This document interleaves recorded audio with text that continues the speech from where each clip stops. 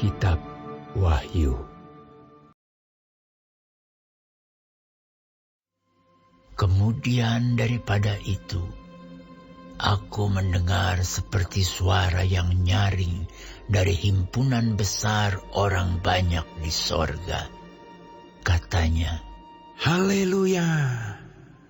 Keselamatan dan kemuliaan dan kekuasaan adalah pada Allah kita.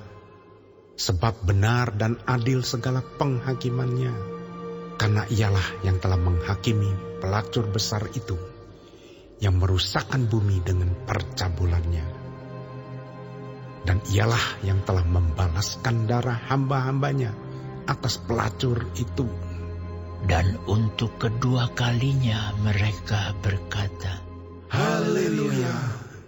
Ya, asapnya naik sampai selama-lamanya. Dan ke-24 tua-tua dan keempat makhluk itu tersungkur dan menyembah Allah yang duduk di atas takhta itu. Dan mereka berkata, Amin. Haleluya. Maka kedengaranlah suatu suara dari takhta itu. Pujilah Allah kita, hai kamu semua hamba-Nya. Kamu yang takut akan Dia, baik kecil maupun besar. Lalu aku mendengar seperti suara himpunan besar orang banyak, seperti desau air bah, dan seperti deru guruh yang hebat. Katanya, Haleluya! Karena Tuhan Allah kita yang Maha Kuasa telah menjadi Raja. Marilah kita bersukacita dan bersorak-sorai dan memuliakan Dia, karena hari perkawinan anak domba telah tiba dan pengantinnya telah siap sedia. Dan kepadanya dikaruniakan supaya memakai kain lenan halus yang berkilau-kilauan dan yang putih bersih. lenan halus itu adalah perbuatan-perbuatan yang benar dari orang-orang kudus. Lalu ia berkata kepadaku, Tuliskanlah, berbahagialah mereka yang diundang ke perjamuan kawin anak domba. katanya lagi kepadaku, Perkataan ini adalah benar, perkataan-perkataan dari Allah. Maka tersungkurlah aku di depan kakinya untuk menyembah Dia. Tetapi ia berkata kepadaku, Janganlah berbuat demikian. Aku adalah hamba, sama dengan engkau dan saudara-saudaramu yang memiliki kesaksian Yesus. Sembahlah Allah, karena kesaksian Yesus adalah roh nubuat. Lalu aku melihat sorga terbuka. Sesungguhnya ada seekor kuda putih, dan ia yang menungganginya bernama Yang Setia dan Yang Benar. Ia menghakimi dan berperang dengan adil. Dan matanya bagaikan nyala api, dan di atas kepalanya terdapat banyak mahkota. Dan padanya ada tertulis suatu nama yang tidak diketahui seorang pun kecuali ia sendiri. Dan ia memakai jubah yang telah dicelup dalam darah, dan namanya ialah Firman Allah. Dan semua pasukan yang di sorga mengikuti Dia. Mereka menunggang kuda putih dan memakai lenan halus yang putih bersih. Dan dari mulutnya keluarlah sebilah pedang tajam yang akan memukul segala bangsa. Dan ia akan menggembalakan mereka dengan gada besi, dan ia akan memeras anggur dalam pilangan anggur, yaitu kegeraman murka Allah yang Maha Kuasa. Dan pada jubahnya dan pahanya tertulis suatu nama, yaitu Raja segala raja dan Tuan di atas segala tuan. Lalu aku melihat seorang malaikat berdiri di dalam matahari, dan ia berseru dengan suara nyaring kepada semua burung yang terbang di tengah langit. Katanya, "Marilah ke sini dan berkumpullah untuk turut dalam perjamuan Allah. Perjamuan yang besar, supaya kamu makan daging semua raja, dan daging semua panglima, dan daging semua pahlawan, dan daging semua kuda, dan daging semua penunggangnya, dan daging semua orang, baik yang merdeka maupun hamba, baik yang kecil maupun yang besar." Dan aku melihat binatang itu dan raja-raja di bumi serta tentara-tentara mereka telah berkumpul untuk melakukan peperangan melawan penunggang kuda itu dan tentaranya. Maka tertangkaplah binatang itu dan bersama-sama dengan dia nabi palsu yang telah mengadakan tanda-tanda di depan matanya. Dan dengan demikian ia menyesatkan mereka yang telah menerima tanda dari binatang itu dan yang telah menyembah patungnya. Keduanya dilemparkan hidup-hidup ke dalam lautan api yang menyala-nyala oleh belerang.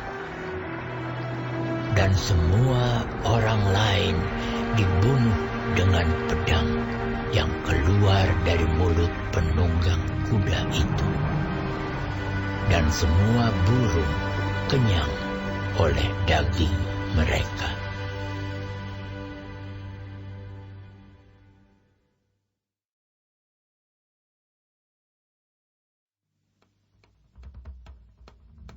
Lalu aku melihat seorang malaikat turun dari sorga, memegang anak kunci jurang maut dan suatu rantai besar di tangannya. Ia menangkap naga, si ular tua itu, yaitu iblis dan Satan, dan ia mengikatnya 1000 tahun lamanya. Lalu melemparkannya ke dalam jurang maut dan menutup jurang maut itu dan memeteraikannya di atasnya, supaya ia jangan lagi menyesatkan bangsa-bangsa sebelum berakhir masa 1000 tahun itu. Kemudian daripada itu, ia akan dilepaskan untuk sedikit waktu lamanya. Lalu aku melihat takhta-takhta dan orang-orang yang duduk di atasnya. Kepada mereka diserahkan kuasa untuk menghakimi. Aku juga melihat jiwa-jiwa mereka yang telah dipenggal kepalanya karena kesaksian tentang Yesus dan karena firman Allah, yang tidak menyembah binatang itu dan patungnya, dan yang tidak juga menerima tandanya pada dahi dan tangan mereka. Dan mereka hidup kembali dan memerintah sebagai raja bersama-sama dengan Kristus untuk masa 1000 tahun. Tetapi orang-orang mati yang lain tidak bangkit sebelum berakhir masa yang 1000 tahun itu. Inilah kebangkitan pertama. Berbahagia dan kuduslah ia yang mendapat bagian dalam kebangkitan pertama itu. Kematian yang kedua tidak berkuasa lagi atas mereka, tetapi mereka akan menjadi imam-imam Allah dan Kristus, dan mereka akan memerintah sebagai raja bersama-sama dengan Dia 1000 tahun lamanya. Dan setelah masa 1000 tahun itu berakhir, iblis akan dilepaskan dari penjaranya. Dan ia akan pergi menyesatkan bangsa-bangsa pada keempat penjuru bumi, yaitu Gog dan Magog, dan mengumpulkan mereka untuk berperang, dan jumlah mereka sama dengan banyaknya pasir di laut. Maka naiklah mereka ke seluruh dataran bumi, lalu mengepung perkemahan tentara orang-orang kudus dan kota yang dikasihi itu. Tetapi dari langit turunlah api menghanguskan mereka, dan iblis yang menyesatkan mereka dilemparkan ke dalam lautan api dan belerang, yaitu tempat binatang dan nabi palsu itu. Dan mereka disiksa siang malam sampai selama-lamanya. Lalu aku melihat suatu takhta putih yang besar dan Dia yang duduk di atasnya. Dari hadapannya lenyaplah bumi dan langit, dan tidak ditemukan lagi tempatnya. Dan aku melihat orang-orang mati, besar dan kecil, berdiri di depan takhta itu. Lalu dibuka semua kitab, dan dibuka juga sebuah kitab lain, yaitu kitab kehidupan. Dan orang-orang mati dihakimi menurut perbuatan mereka, berdasarkan apa yang ada tertulis di dalam kitab-kitab itu. Maka laut menyerahkan orang-orang mati yang ada di dalamnya, dan maut dan kerajaan maut menyerahkan orang-orang mati yang ada di dalamnya. Dan mereka dihakimi masing-masing menurut perbuatannya. Lalu maut dan kerajaan maut itu dilemparkanlah ke dalam lautan api. Itulah kematian yang kedua, lautan api. Dan setiap orang yang tidak ditemukan namanya tertulis di dalam kitab kehidupan itu, ia dilemparkan ke dalam lautan api itu.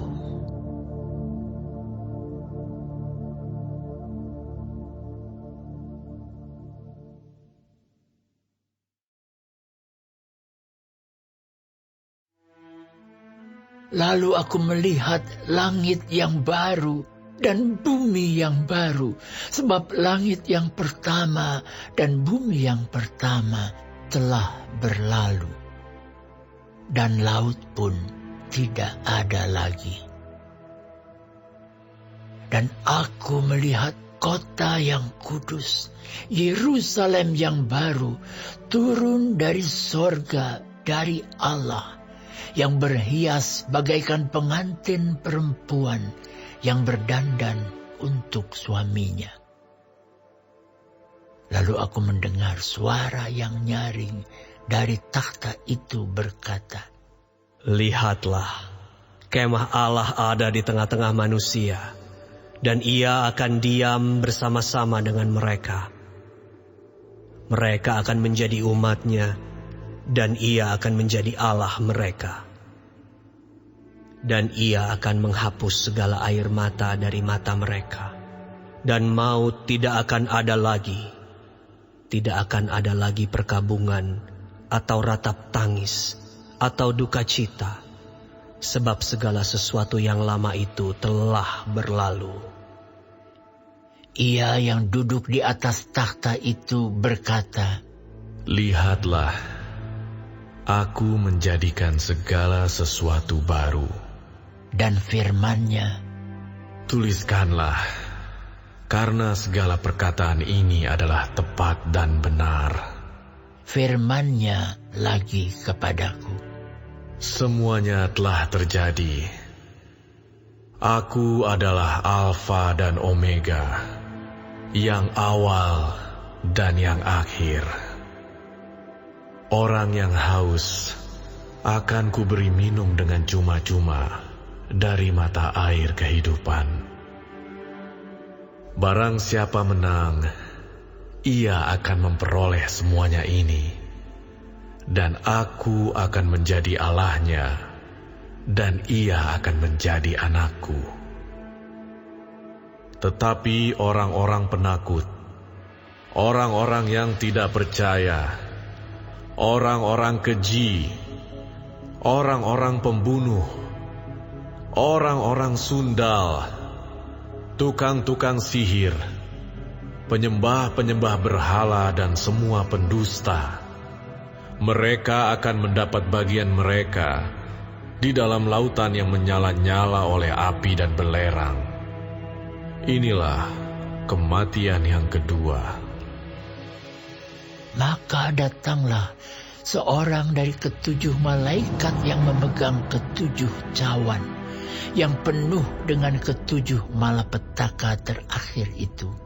Lalu ia berkata kepadaku, katanya, "Marilah ke sini. Aku akan menunjukkan kepadamu pengantin perempuan mempelai anak domba." Lalu di dalam roh ia membawa aku ke atas sebuah gunung yang besar lagi tinggi.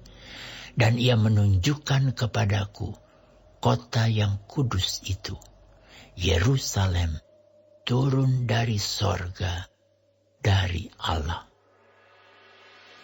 Kota itu penuh dengan kemuliaan Allah, dan cahayanya sama seperti permata yang paling indah, bagaikan permata yaspis, jernih seperti kristal. Dan temboknya besar lagi tinggi, dan pintu gerbangnya 12 buah. Dan di atas pintu-pintu gerbang itu ada 12 malaikat, dan di atasnya tertulis nama ke-12 suku Israel. Di sebelah timur terdapat 3 pintu gerbang, dan di sebelah utara 3 pintu gerbang, dan di sebelah selatan 3 pintu gerbang, dan di sebelah barat 3 pintu gerbang. Dan tembok kota itu mempunyai 12 batu dasar, dan di atasnya tertulis ke-12 nama ke-12 rasul anak domba itu. Dan ia yang berkata-kata dengan aku mempunyai suatu tongkat pengukur dari emas untuk mengukur kota itu, serta pintu-pintu gerbangnya dan temboknya. Kota itu bentuknya 4 persegi, panjangnya sama dengan lebarnya. Dan ia mengukur kota itu dengan tongkat itu, 12.000 stadia, panjangnya dan lebarnya dan tingginya sama.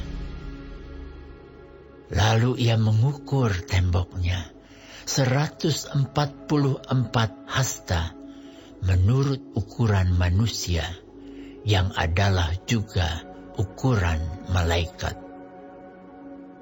Tembok itu terbuat dari permata yaspis, dan kota itu sendiri dari emas tulen, bagaikan kaca murni. Dan dasar-dasar tembok kota itu dihiasi dengan segala jenis permata. Dasar yang pertama batu yaspis, dasar yang kedua batu nilam, dasar yang ketiga batu mira, dasar yang keempat batu zamrud, dasar yang kelima batu unam, dasar yang keenam batu sardis, dasar yang ketujuh batu ratna cempaka, yang kedelapan batu beril, yang kesembilan batu krisolit, yang kesepuluh batu krisopras, yang ke-11 batu lazwardi, dan yang ke-12 batu kecubung. Dan ke-12 pintu gerbang itu adalah 12 mutiara. Setiap pintu gerbang terdiri dari 1 mutiara, dan jalan-jalan kota itu dari emas murni bagaikan kaca bening.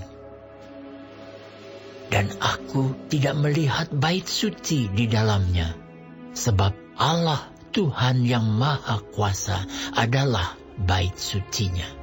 Demikian juga anak domba itu. Dan kota itu tidak memerlukan matahari dan bulan untuk menyinarinya, sebab kemuliaan Allah meneranginya, dan anak domba itu adalah lampunya. Dan bangsa-bangsa akan berjalan di dalam cahayanya, dan raja-raja di bumi membawa kekayaan mereka kepadanya. Dan pintu-pintu gerbangnya tidak akan ditutup pada siang hari, sebab malam tidak akan ada lagi di sana. Dan kekayaan dan hormat bangsa-bangsa akan dibawa kepadanya. Tetapi tidak akan masuk ke dalamnya sesuatu yang najis, atau orang yang melakukan kekejian atau dusta. Tetapi hanya mereka yang namanya tertulis di dalam kitab kehidupan anak domba itu.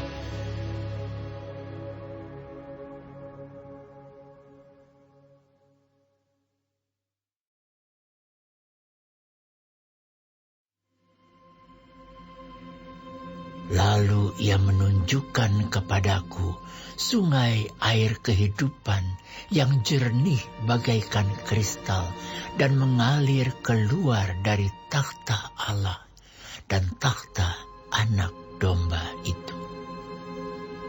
Di tengah-tengah jalan kota itu, yaitu di seberang menyeberang sungai itu, ada pohon-pohon kehidupan yang berbuah 12 kali, tiap-tiap bulan sekali. Dan daun pohon-pohon itu dipakai untuk menyembuhkan bangsa-bangsa. Maka tidak akan ada lagi laknat. Takhta Allah dan takhta anak domba akan ada di dalamnya, dan hamba-hambanya akan beribadah kepadanya, dan mereka akan melihat wajahnya, dan namanya akan tertulis di dahi mereka. Dan malam tidak akan ada lagi di sana, dan mereka tidak memerlukan cahaya lampu dan cahaya matahari, sebab Tuhan Allah akan menerangi mereka, dan mereka akan memerintah sebagai raja sampai selama-lamanya. Lalu ia berkata kepadaku, perkataan-perkataan ini tepat dan benar. Dan Tuhan, Allah yang memberi roh kepada para nabi, telah mengutus malaikatnya untuk menunjukkan kepada hamba-hambanya apa yang harus segera terjadi. Dan aku, Yohanes, akulah yang telah mendengar dan melihat semuanya itu. Dan setelah aku mendengar dan melihatnya, aku tersungkur di depan kaki malaikat yang telah menunjukkan semuanya itu kepadaku untuk menyembahnya. Tetapi ia berkata kepadaku, jangan berbuat demikian. Aku adalah hamba sama seperti engkau dan saudara-saudaramu, para nabi dan semua mereka yang menuruti segala perkataan kitab ini. Sembahlah Allah. Lalu ia berkata kepadaku, jangan memeteraikan perkataan-perkataan nubuat dari kitab ini, sebab waktunya sudah dekat. Barang siapa yang berbuat jahat, biarlah ia terus berbuat jahat. Barang siapa yang cemar, biarlah ia terus cemar. Dan barang siapa yang benar, biarlah ia terus berbuat kebenaran. Barang siapa yang kudus, biarlah ia terus menguduskan dirinya. Sesungguhnya aku datang segera, dan aku membawa upahku untuk membalaskan kepada setiap orang menurut perbuatannya. Aku adalah Alfa dan Omega, yang pertama dan yang terkemudian, yang awal dan yang akhir. Berbahagialah mereka yang membasuh jubahnya. Mereka akan memperoleh hak atas pohon-pohon kehidupan dan masuk melalui pintu-pintu gerbang ke dalam kota itu. Tetapi anjing-anjing dan tukang-tukang sihir, orang-orang sundal, orang-orang pembunuh, penyembah-penyembah berhala dan setiap orang yang mencintai dusta dan yang melakukannya, tinggal di luar. Aku, Yesus, telah mengutus malaikatku untuk memberi kesaksian tentang semuanya ini kepadamu bagi jemaat-jemaat. Aku adalah Tunas, yaitu keturunan Daud, bintang timur yang gilang gemilang. Roh dan pengantin perempuan itu berkata, Marilah. Dan barang siapa yang mendengarnya, hendaklah ia berkata, Marilah. Dan barang siapa yang haus, hendaklah ia datang. Dan barang siapa yang mau, hendaklah ia mengambil air kehidupan dengan cuma-cuma. Aku bersaksi kepada setiap orang yang mendengar perkataan-perkataan nubuat dari kitab ini. Jika seorang menambahkan sesuatu kepada perkataan-perkataan ini, maka Allah akan menambahkan kepadanya malapetaka-malapetaka yang tertulis di dalam kitab ini. Dan jikalau seorang mengurangkan sesuatu dari perkataan-perkataan dari kitab nubuat ini, maka Allah akan mengambil bagiannya dari pohon kehidupan dan dari kota kudus, seperti yang tertulis di dalam kitab ini. Ia yang memberi kesaksian tentang semuanya ini berfirman, Ya, aku datang segera. Amin. Datanglah Tuhan Yesus. Kasih karunia Tuhan Yesus menyertai kamu sekalian. Amin.